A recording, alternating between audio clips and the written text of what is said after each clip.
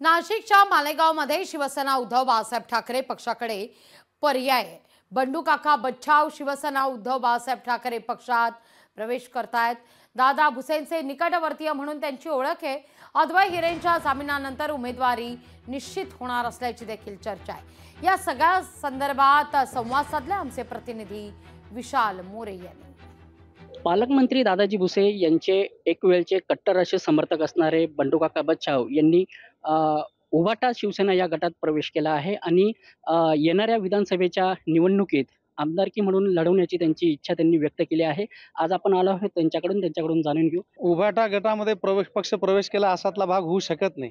गेल्या अनेक वर्षापासून या तालुक्यामध्ये बाळासाहेब ठाकरेंच्या कार्याचा आदर करत या ठिकाणी परिवर्तन घडवण्याचे शिल्पकारच आम्ही आहोत।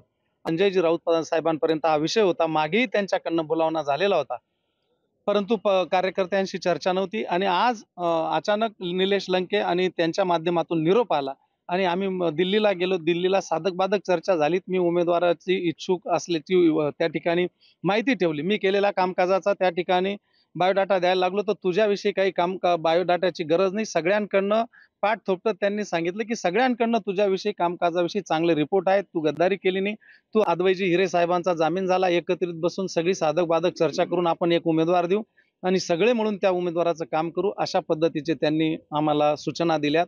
त्या सूचनेचा आदर करत आम्ही या ठिकाणी आलो। तर आज सगळ्या कार्यालयामध्ये त्यांची बैठक घेतली, कार्यालयात सगळ्या पदाधिकाऱ्यांची बैठक झाली, संवाद झाला आणि या पद्धतीने हा सगळं मार्गक्रमण झालं।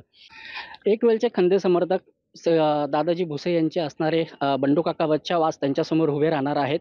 त्यामुळे येणारी जी विधानसभा निवडणूक आहे, जे मालेगावचं राजकारण आहे, हे बघणं महत्त्वाचं ठरेल। मी विशाल मोरे, लोकशाही न्यूज, मालेगाव।